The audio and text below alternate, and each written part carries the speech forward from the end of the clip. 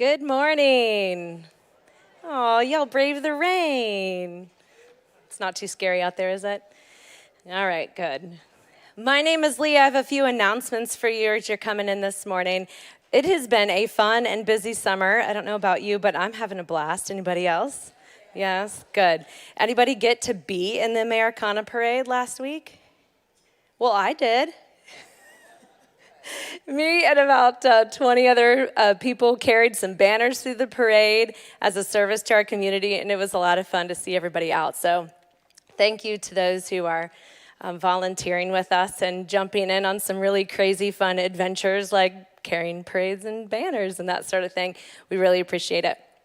Okay, so one of our initiatives has been City Lights this last year, which is just simply like this. We are going to live an up in and out life. We're going to be with Jesus. We're going to become like Jesus, and then we're going to do the things that he did. So I think that Jesus did a lot of stuff on the river. Thus, we're going to have a river float. So hopefully, I'm predicting the weather will be sunny and 82 next Sunday when we float down the river together and have a cookout. We're going to go down the Little Miami out of Bellbrook Canoe. If you've ever been there, it's tons of fun. So gather your family. It's $10. There's a whole bunch of information on the website, southbrook.org is where you want to go, and then click on events. And that lists all of our events anyway, so you want to pay attention to that because there's some details there. But it'll be totally a really fun and great time, so we look forward to that. All right, the other thing that is coming up that's super, super important. I believe Jesus would have been one of the headline speakers at a global leadership summit. So I would love for you to get on and get your ticket in the next couple days because the price changes on Tuesday. It goes up from that $99 special, and I don't want you paying more than $99. So get on and get your tickets. Also on the events page, you can go to GLS Dayton. I think it's .org. Correct me if I'm wrong, anyone? I think it is .org. So is it GLS? Thank you, DaytonGLS.com from Beth in the back. I appreciate that, Beth.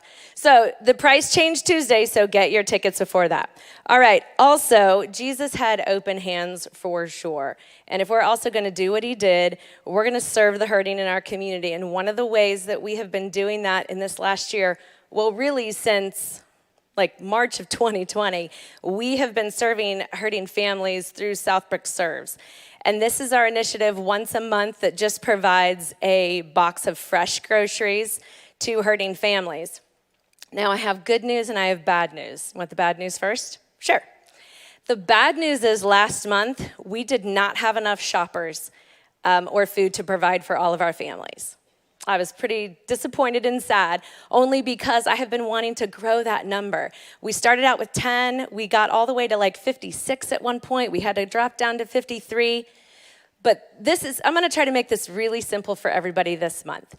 I'm going to be in the atrium afterwards. I'm going to give you a grocery list. You can click list it and have it delivered straight to the family, which is what we've done the last couple months. But we were short like 20 shoppers last month. And I know it was busy, Father's Day, and everything else was going on, and we pushed it back. And I'm not talking to some of you who have been so faithful that you've shopped almost every single month. I can't believe it. It's been amazing. So thank you for answering that call. But this is for maybe some of you that haven't realized how to jump into this, and we'll make it really, really simple. Come out to me, and let's talk about it, because some of these families that we're serving, like Miss Pam, she is elderly, very sick with cancer, and trying to raise a 12-year-old grandson. So she told our delivery driver last month that they would not be making it if it weren't for our food. But this isn't a month's worth of groceries, y'all, that we are providing. It's like 2 weeks worth, maybe. So I can't imagine how desperate her situation is. So these are some hurting families. I want to continue to provide for the 50-plus families that we have and not drop that number. So if you will just pray about giving out of not necessarily generosity and not necessarily out of abundance, but maybe giving out of your poverty, similar to the widow in Luke 21. I read her story this week. It's pretty inspiring. So let's stand, let's greet each other, and let's worship together. Thanks, y'all.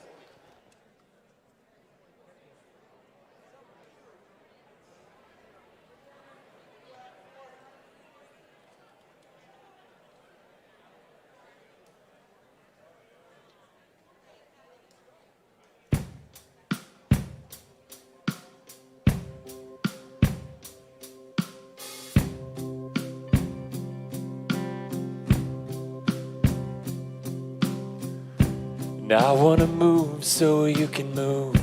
Come and do what only you can do.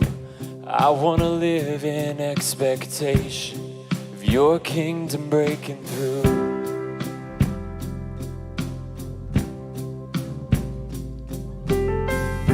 And I wanna move so you can move. Come and do what only you can do.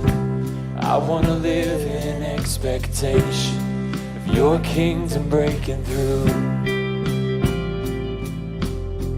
My hands are open, my heart is free.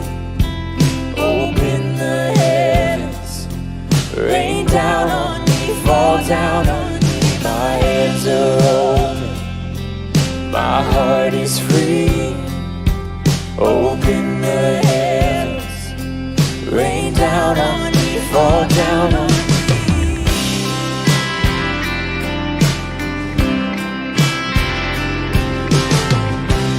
I wanna come to you in boldness. By your power I receive. And I wanna live in expectation. With you I'll do greater things. 'Cause I believe in greater things.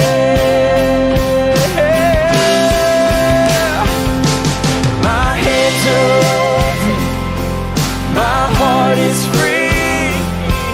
Open the heavens, rain down on me, fall down on me. My hands are open, my heart is free. Open the heavens, rain down on me, fall down on me. Till all it overwhelms, it's overwhelmed by you. Every soul has seen what you can do. A holy visitation where everything is changing. There's no empty spaces when you move. My hands are open. Come on, sing it with us. My heart is free. Open the heavens, rain down on me, fall down on me. My hands are open, my heart is free. Open the heavens, rain down on me, fall down on me. Rain down on me, fall down on me. Till all that overwhelms, it's overwhelmed by you. And every soul has seen what you can do. A holy visitation where everything is changing. There's no empty spaces when you move. My hands are open, my heart is free. Open the heavens, rain down on me, fall down on me. My hands are open, my heart is free. Open the heavens, rain down on me, fall down on me.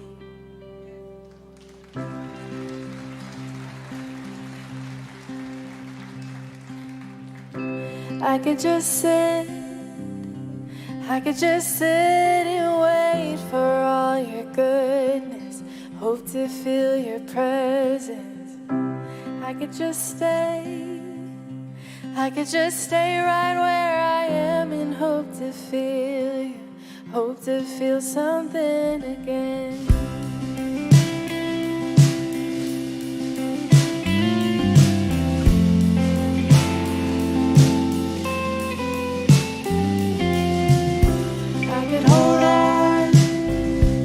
I could hold on to who I am and never let you change me from the inside. I could be safe here near you, never leave home.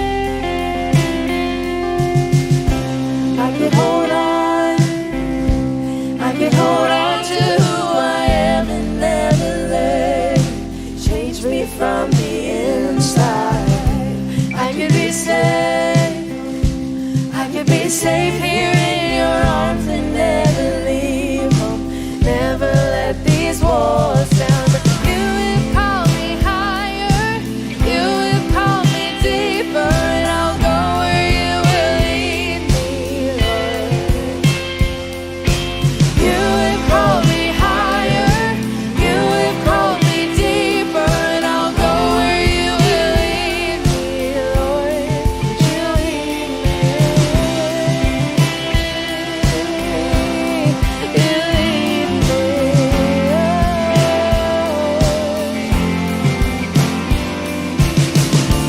I will be yours. I will be yours for all my life. So let your mercy like the I will be yours, Lord. I will be yours for all my life. So let your mercy light the path before me.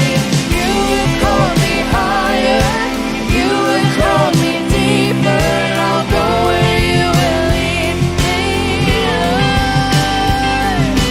You have called me higher, you have called me deeper, and I'll go where you will lead me, Lord. You have called me higher, you have called me deeper, and I'll go where you will lead me, Lord. You have called me higher, you have called me deeper, and I'll go where you will lead me, Lord. You lead me. You lead me, Lord. You lead me. Where you lead me, I will follow. I'll follow you.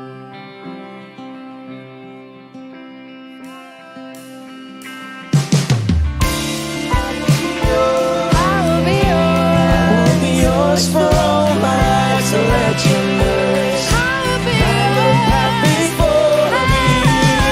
I will be yours. I will be yours. I will be yours for all my life. So let your mercy light the path before me. I will be yours. I will be yours for all my life. So let your mercy light the path before me. I will be yours. I will be yours for all my life. So let your mercy light the path.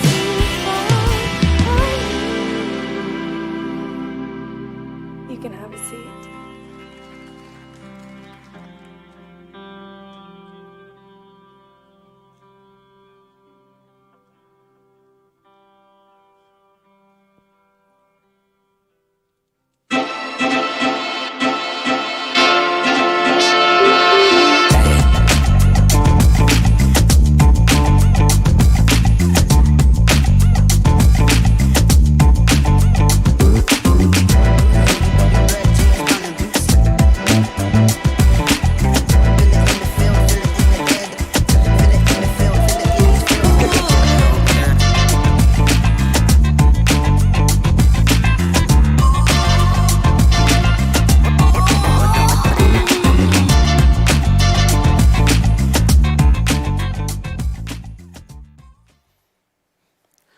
Morning, everybody. We're so glad that you came out on this soggy morning to be with us. If you're just tuning in, if you've been checking out a church or checking out a new church, whatever, we're glad you're with us. We want to encourage you to think about generosity as a part of what you do here, even though we now do it in a different way. It's mostly done through our PushPay app. So if giving is a thing that you feel compelled to do, you can do that electronically or through old-fashioned means at the information station out in the lobby. You can slip them a 20 or something out there. That's how that's done these days. So we're glad that you're with us. We started a series last week about being normal, and I got nervous when I saw we were talking about a normal a normal thing because I don't feel like I'm normal very much. I don't know how you feel, but this is a good series for us to just check how we're doing. And we're in this rare space in humanity where a lot of the things we always thought were normal to do aren't anymore, right? Anybody feel that? I've had this thing where it's like I haven't been to a restaurant in so long. And so I was out at a restaurant a few weeks ago and I was trying to say the thing where you say, top off my coffee, please. But I couldn't remember the phrase. And so I ended up saying, more hot on top, please. I was out of practice of just that simple exchange of asking for more coffee turned into ridiculousness. And I'd like to think I'm not alone in having a little extra ridiculousness these days. We feel a little out of sorts, and big giant things like where we all work and how we do school, and maybe some of us there are relationships that are under scrutiny right now. What's normal for spending time with people or spending time by ourselves? There are a lot of people reevaluating church, right? There are people who didn't attend church, didn't do anything like that for months, and are trying to find that motivation to return to some kind of formal worship service. We know that's a thing people are struggling with. So it's good for us right now to talk about what it is to be normal. And I want to say, and then Eric talked about this a little bit last week, normal can be this thing that's relative. It can be helpful sometimes to know what is normal and not normal. I imagine most of our Google searches involve, is it normal too? And then trying to figure something else out. I have been dealing with grief this year, and I found out, I think it was in an article, that it said how common it is in grief to wake up between the hours of 3 and 5. It's just a very common thing that happens. And it's those specific hours. There's something your brain is processing. And so it was this weird sense of, normal can feel comforting. There is a safety to knowing that something is normal. I imagine if you've ever been a new parent, that you do that. Is it normal for my kid to do this thing, right? That's a pretty normal thing for a parent to Google. But I think we also know that normal can be a destructive idea. There can be things where if we don't measure up to the regular percentiles, or if we have something in our story that feels extraordinary, the phrase normal can feel destructive and hurtful to us. And a lot of times what normal is about holding ourselves up next to other people. You heard us talk about the Global Leadership Summit that's coming up. And one of the speakers there is a woman named Francesca Gino. And she studies what normalcy looks like in the workplace. And she actually specializes in how awesome it is to have not normal people working in your office. And so she has this thing that's a part of her work where when she goes into a room like this or into a training seminar or something, she has everybody write on a little piece of paper what percentile of people they think they fall into. When they step into a meeting or into a work environment or whatever, do they think they're bringing the 0 to 50 percentile? I'm a little below average, if I'm being honest. Would they say I'm 50%? I'm good. You won't notice me messing up, but you might not notice if I wasn't here, right? Do you fall right in that middle? Or then do they write down, I'm better than half the people. I'm above average. And she has them just kind of write it down and then hold it. And then later in the seminar, she has the crowd raise your hand if you ranked yourself above average. And she says almost every time, the whole room raises their hand. That they all think, I bring a little more to the table than other people. And they see almost immediately, those of you out there who are mathematicians already understand the problem with that, right? That if everybody thinks they're above average, then that's not normal. That's not average, and there's no center, right? And I just always kind of think that's genius because I would imagine that maybe I'm curious what we would do, and I wish that someday maybe in her work she'll check churches and see if it's any different, because I grew up and you're supposed to be humble. So the normal thing that's expected is to see yourself as something below average. And I wonder in us if there is this battle between two different opinions of ourselves, right? Do we want to feel special or do we want to just fit in, right?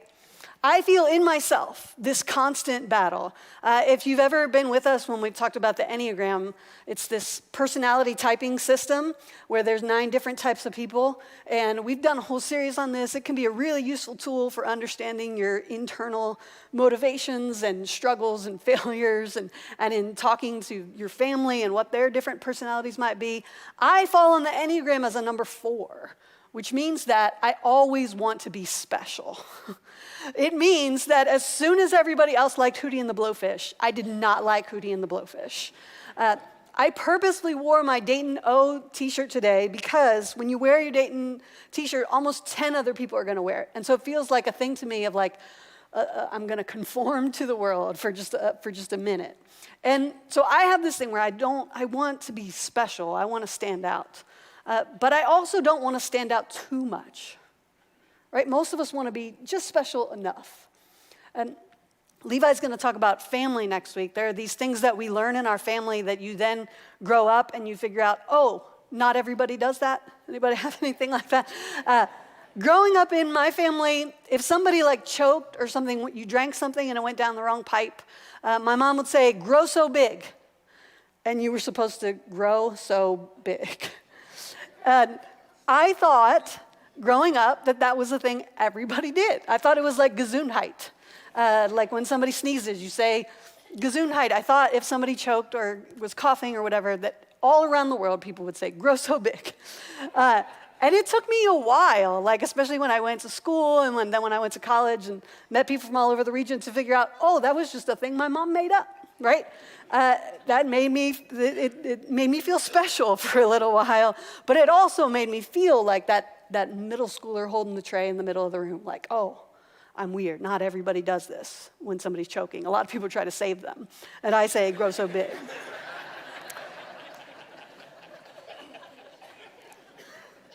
So whatever your personality type is, you may land on a different place this weekend. Like, you might, that above average, stand out, want to be special. I am a snowflake unlike any other snowflake. Like, that might be real strong in you.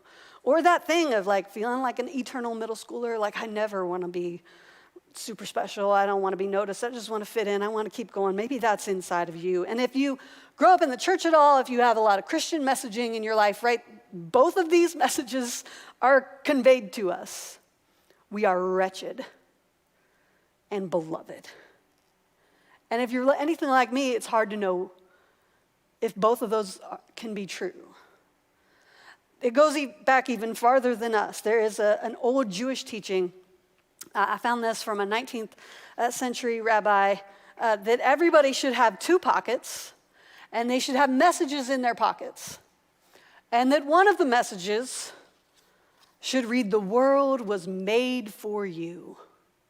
Right? To kind of mimic the Genesis story, this idea that we were lovingly crafted by God. God knit us together in our mother's womb. We are special. There is nobody else like this. The world was made for us. But then in the other pocket, you ought to have a message that says, you're just dust and ashes. You're not that special. Your time will go faster than you think. Before long, you'll just be a picture in somebody's basement or lost in somebody's data drive. Like, you're just dust and ashes. You're not that special, right? And the Jewish teaching is that you should have both of these available to you. Because at any point during the day, you need to be reminded of one of these truths. The world was made for you. You are also just dust and ashes. And I think if we're honest, most of us feel this battle, this tension. We're trying to figure out, who are we?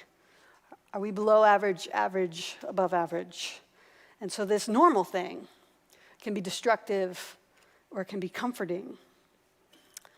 There is this story I've told before, but I can't not tell it this weekend because it fits in so good. And I don't even remember most of the stuff I stay up here, so we're probably fine. But it's a story that I heard on the Invisibilia podcast about Somalia. And they were telling the story about Somalia had gone through a time where there was a totalitarian regime that had outlawed music. Like, they had outlawed lots of other stuff, but music was one of the big things that they took away to take away people's freedom. And when a new regime took over that was freer, that was more democratic, that wanted people to live a fuller picture of a life. They were trying to convince people that things had changed and that they were free to do all kinds of other things, but to sing. And so they decided to follow America's lead and try to change the world through a reality TV show. And so they basically started like a Somalian Idol, like Somalia's Got Talent. And they put it on TV, and they had people apply, and then they humiliated them. I guess that's what Americans do. I don't know if they did the same thing. But they had people come up on stage, and they had a singing contest that they aired on television. And as social scientists were kind of studying this, as people watched the TV show, as they did eventually feel free to start listening to music and making music, dancing and singing and contributing to the music of the world, people were kind of watching this to like figure out, how do people change? How does what's normal change? And what they figured out is that you can't just tell somebody, be different. Like, that's not effective. You can't just tell them, sing now. That there has to be a perception of what everybody else is doing that changes. And they call this norms engineering, that people have to see what everybody else is doing to know if it's safe to be who they are and to do what they want to do. And it's a whole thing that happens all over our world, right? We see it in fashion, we see it in behavior, we see it in language, that whether we can feel it or not, we are always changing what we do based on what is perceived as normal and good and healthy around us. If bell bottoms are suddenly the thing that is normal to do, then we'll wear those. If skinny ankles are suddenly the thing to do, then we'll wear those.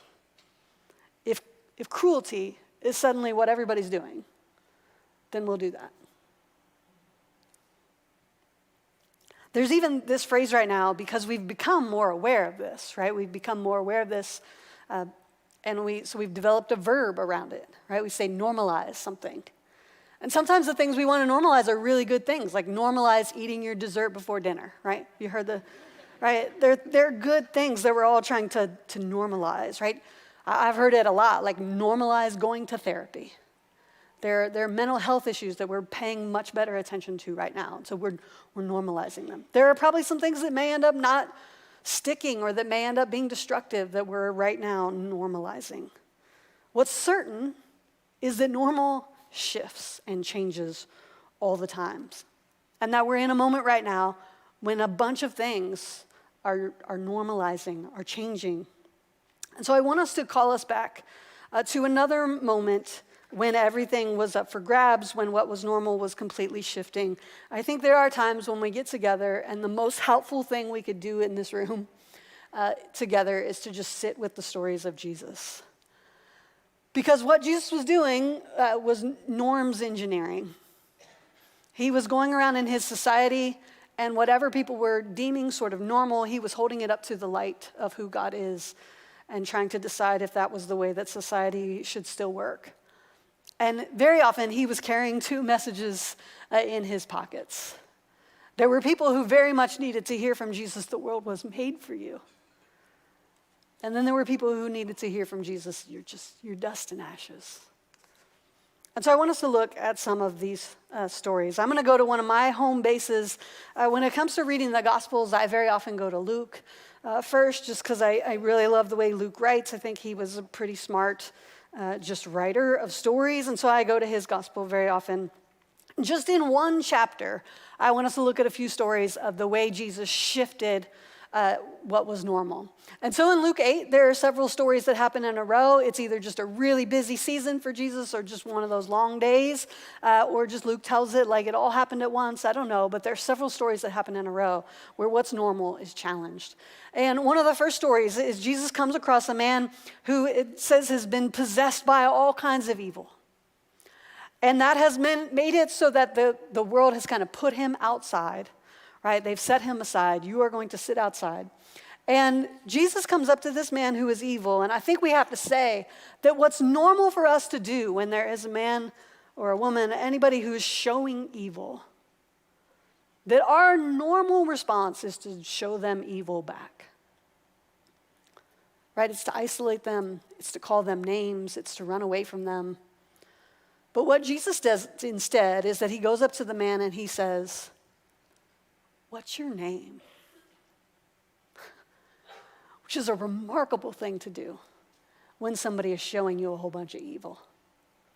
And what's funny is this story is very far from normal. If you go back and read the rest of it, I'm hiding a whole thing in there about pigs, where Jesus cast out the demons and they go into pigs instead. And then the man is suddenly free. He's suddenly safe. He's suddenly something closer to normal. And it says that he's sitting in his right mind. And I just want us to see in this story, my favorite thing about this story is that is the part that people find extraordinary. They don't care that much about a demon-possessed man. They're like, this is what happens. Evil gets inside of us. It happens. They don't even care that much that Jesus casts the evil out and sends it into a bunch of pigs. They're like, I think my dad told me a story like that once, right? That's normal. What is not normal to them is a man who was evil, who used to yell at people, who used to be so angry and so filled with rage, and who everybody else used to just rage back, right? This man who was so evil, they had to just cast him out. What is not normal is for him to be sitting still and quiet and in his right mind. Jesus keeps going, and he runs into a man named Jairus. And Jairus has a daughter whose health is failing. And Jairus, it turns out, is a leader in the synagogue. And in this ancient world, it's always just important for us to remind ourselves that daughters were considered a curse in their world. That they had all these sayings about it, that if a daughter was born into your family, the birth of a daughter is a loss. And this is primarily a financial statement. If you had a daughter born, you would have to pay eventually for her to be married off. So you would have to give up some of your crops, give up some of your animals as her wedding fee. And so the birth of a daughter was considered a financial loss because no wealth could go through her hands. And so in Jairus, who's very concerned about his daughter, Jesus sees something that is not normal. In a world where seeing your daughter born has a curse and a cost and as adding no value to your life, this is a man who sees his daughter as incredibly valuable and treasured. And so Jesus too treasures and values her. Along the way, on his way to get to Jairus' daughter, he runs into another woman. And this woman, she's been bleeding consistently for 12 years, it says. In the way that a woman does, except for instead of a week out of a month, it's been 12 years. And in the world of Jesus, it's important for us to pay attention to the fact that when a woman was bleeding in the way that women do, they had to spend that time, again, isolated, cast aside. If you're not catching on, it's very normal in their society to isolate people. I know that's really hard for us to imagine a world that would separate people who we consider not like us and isolate them and set them out. But this is a world where they did that pretty regularly. And for this woman, I just want us to imagine that it's not just a week out of the month that she is called unclean. It's 12 years. And to be unclean meant that nobody could touch you. So maybe you went 18 months without being hugged, right? Like how did that feel to you? She goes 12 years without a hand on her shoulder, without anybody stroking her cheek. 12 years of isolation. And so in desperation, it tells us, she sees in Jesus some sign of hope. It tells that she has worn out her money on all the doctors. And if you've ever been there, you understand that. I have gone to all the doctors. I have spent all I have to spend. There is no answer. There is no hope. And so maybe you remember this story. She touches just the hem of Jesus' coat, and that is enough to heal her. And maybe if you remember this story at all, again, this is in Luke 8. It tells us that what he does, he changes what's normal. And he calls her also daughter. And to a woman who spent 12 years being called a bunch of other names, you can maybe imagine what it would feel like to have somebody call you daughter and to put their hand on your shoulder. If you haven't just spent time with the stories of Jesus, I would encourage you to do it. All we do in the Gospels is see Jesus over and over again to the people who are isolated, to the thing that has become normal. What he does instead is to give attention and mercy and restoration. over and over again to all the people who are considered not normal. And what I love about reading both Luke and Acts is that there's this big idea in Luke and Acts that everything we see Jesus do, he invites his followers to do. So just like Leah talked about with City Lights, like we're supposed to do what Jesus did. That's the entire premise of the Luke-Acts combination, which, just so you know, I think it's the very first sequel. So I think Fast and Furious franchise owes everything to Luke writing these two different letters to Theophilus. I guess you guys don't know about Fast and Furious. It's a series of movies, of movie sequels. And what I was trying to say was a humorous thing about how Luke and Acts, it's the original premise of Fast and Furious, and how it's all about family. Well, see, you have seen Fast and Furious. Okay, all right, I see what we're doing here. This would be a good time for an ad break, which is that when I decided to start a podcast, I decided to start with Acts, because I don't think we read Acts enough. And the whole premise of our podcast is to talk about these people as normal people, to talk about what they would have had for breakfast. Because what I think is we do with the people in the Bible is to say, well, that was extraordinary times. The world was made for them, but I am just dust and ashes. But the premise is that all these normal people that Jesus transforms and heals and gives his attention and his mercy and restoration to, they are supposed to turn around and do all the things they saw Jesus do. And so all you have to do is flip over. We were in Luke 8, but if you decided to just not even change numbers, but just to go to Acts 8, there is a story where a guy named Philip, who we don't know that much about, we don't know what he ate for breakfast. But what we know about him, we know he was a girl dad.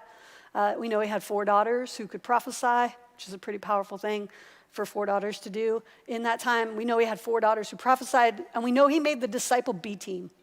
There was like the 12, and then there were the rest of them. And he's in that rest of them category. And one day, Philip is on the road, he's just walking along, and he meets an Ethiopian eunuch. One of the things that was normal in their world was that if somebody didn't have enough money, didn't have enough power, but they were just trying to survive, they might go serve in a royal court. And if they really didn't have anybody who would miss them or love them, then they could sometimes fill this role of a eunuch, which would mean that this man was castrated. He was dehumanized, right? It was important for him to not have any drive of his own so that he could just serve the royalty, right? And just become basically, it's the ultimate slavery, right? Because not only are you not given agency of your own life, but even just in your own person, you've been violated and desexualized. And so Philip meets this man who is an Ethiopian eunuch.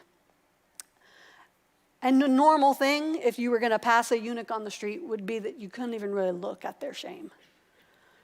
It was so like revolting, like so sad, so crushing maybe that you wouldn't even really look at them.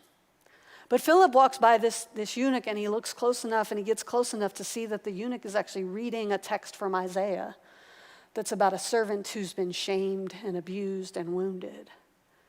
And what Philip does that's totally not normal is to just start a conversation with this guy and just ask him questions. He maybe starts with, "What's your name?"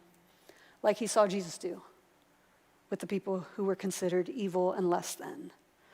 And it tells us that this man, this eunuch, he has a curiosity. He wants to know, what's this story about? What is this tale I've heard of somebody who was wounded like me? And Philip says, I have a story to tell you about a man named Jesus who changed everything about what people thought was normal. And then, if you know this story, it's kind of beautiful. They're walking by water. Philip starts talking to the man about grace and how you could be covered like water. You could be covered in grace and mercy like water covers you. And the eunuch says, well, what would get in the way of me experiencing that grace and mercy? And the normal answer would be, well, a whole lot of things. You know, you don't really have much power or money. You don't really know the whole story. You don't have all the doctrine, right? You're less than a person, really. You've been othered and shamed your whole life. Maybe that would be the normal answer. But Philip's answer is that absolutely nothing should get in the way between you and grace. And I just want us to hear that if you're carrying around these two messages, right, you wake up some days and you feel like the world is made for you. You have so many things you're holding. You do have power, and you do have the ability to move about the world and to feel like there's going to do great things, and you're a special snowflake, and you're beloved. The world was made for you, that there's this other message that you're dust and ashes. If you all your life have felt like all I am is dust and ashes, and you felt shamed and isolated and less than and othered, I think that it's the grace of Jesus that allows us to hold these messages in the same hand. And it's the grace of Jesus that turns us into people who are able to not only receive attention, mercy, and restoration, but to be a part of giving it away. And if there's anything that I wish we could normalize right now, it would be grace. As I watch who we're becoming and what we're normalizing, the thing I worry the most about is that we are very much on our way to becoming a graceless people.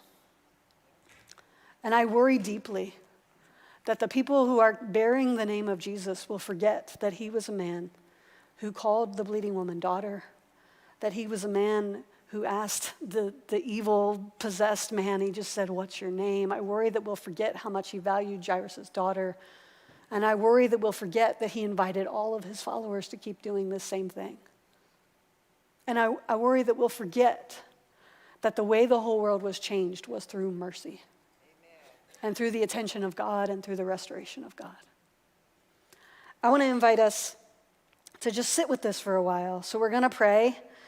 I'm going to invite us to, as we pray, to imagine ourselves inside these stories.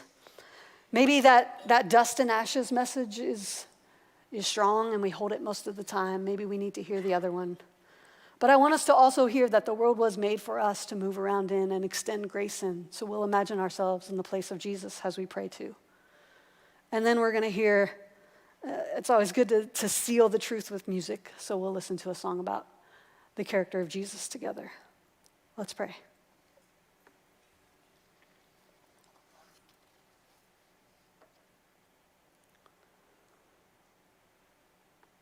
God, for these stories, we thank you. I pray even right now that as we consider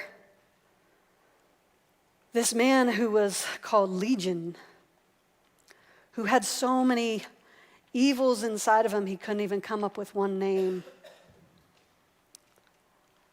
God, I pray we would just sit with that. That we might be aware of any evil in us. That we might think right now of any time when we've been compelled to return evil for evil, and that we've forgotten to listen. I pray, God, you would turn us into people who are able to sit still. God, I thank you for this moment when Jesus encounters Jairus. When Jesus sees what Jairus treasures, and he works with him to protect it.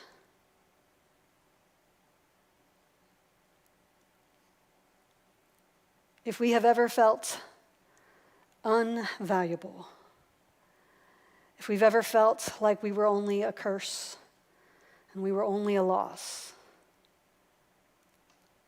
I pray, God, that you would restore us to life the way you did Jairus' daughter.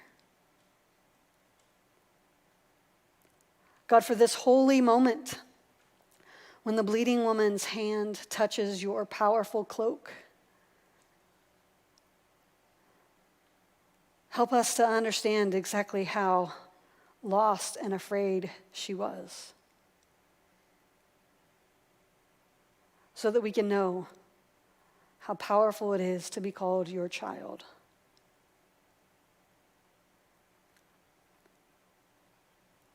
God, help us even now to think of the people we know who have been called evil, who've been called a curse, who have been isolated and shamed.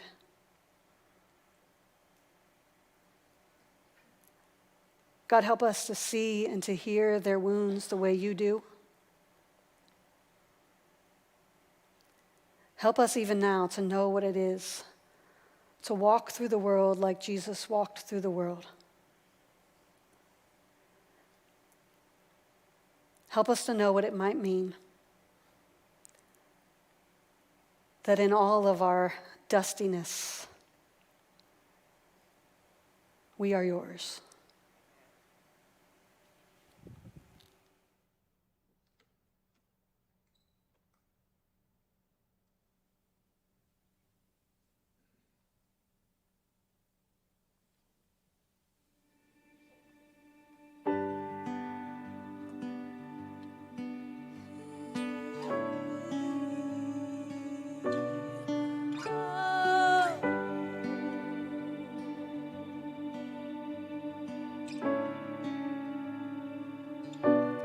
Something's been stolen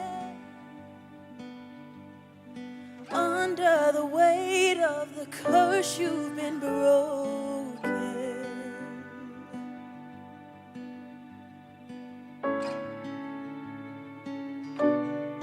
You're not what happened.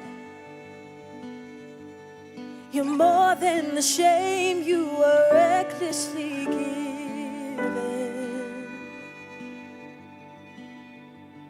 You silently scream through the tears you can't keep from falling,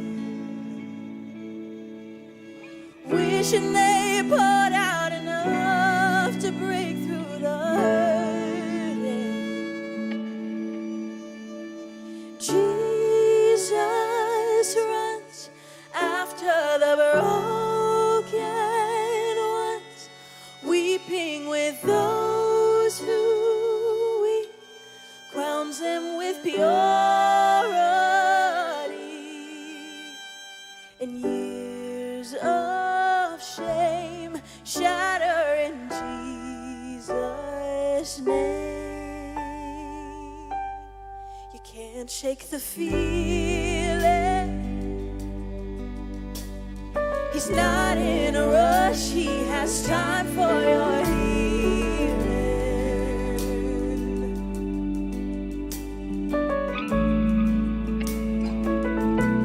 So lean on his shoulder.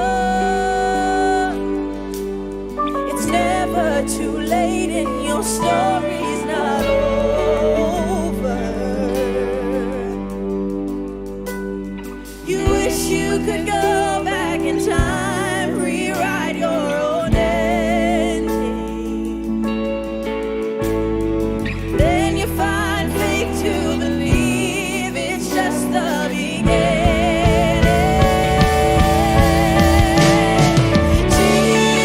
Jesus runs after the broken ones, weeping with those who weep, crowns them with purity. Jesus runs after the broken ones, weeping with those who weep, crowns them with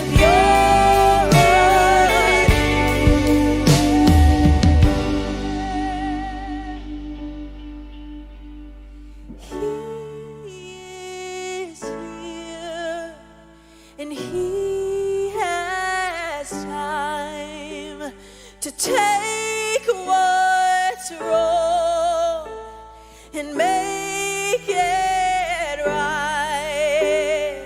He is here, and He has time to take what's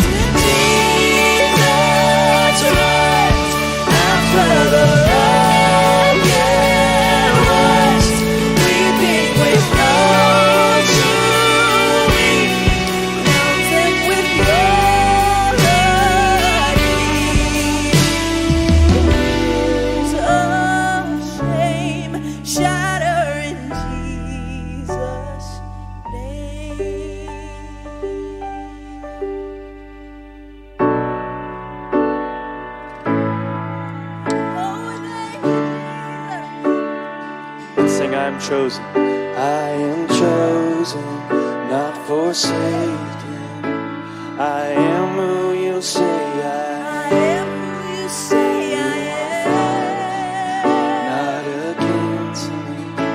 I am who you say I am who you say I am chosen, not forsaken. I am who you say I am. You are for me, not against me. I am who you say I am. I am who you say I am.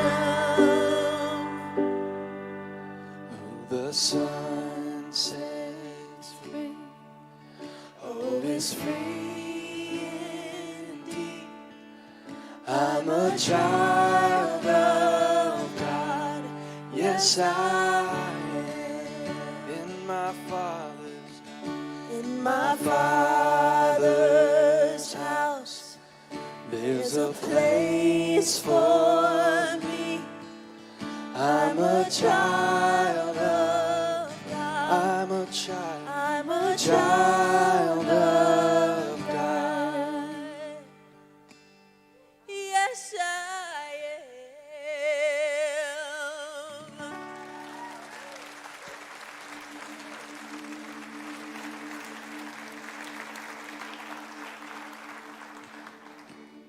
Thank you.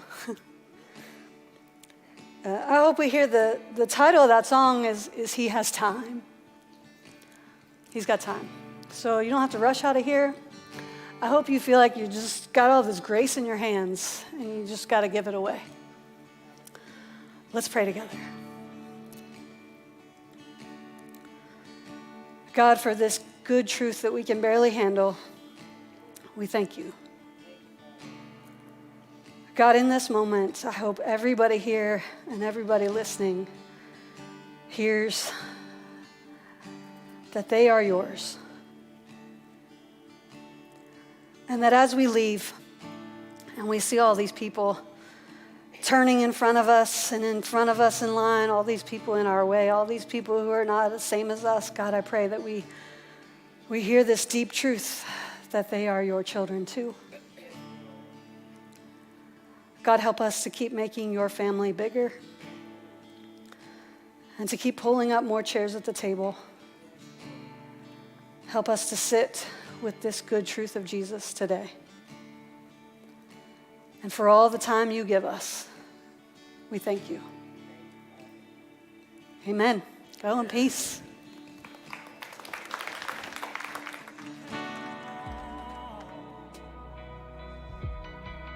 Put me back together.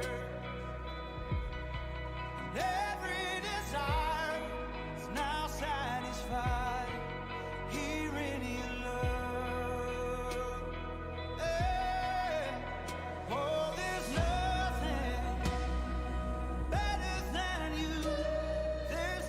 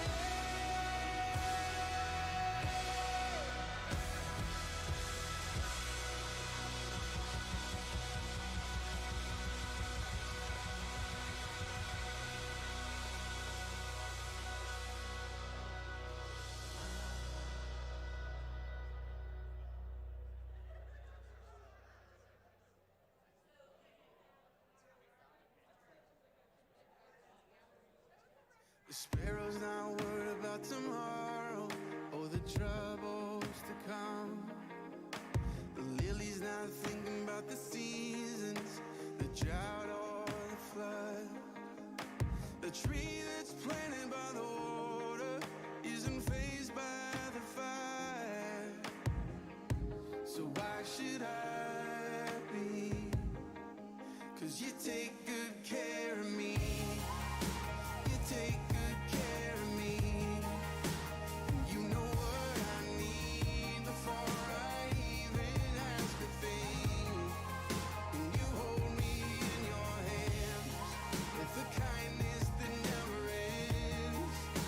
I'm carried in your love no matter what the future brings. Yeah, you take good care of me. The sun's not worried about the winter, 'cause soon it will pass. The light's not thinking about the darkness or the shadow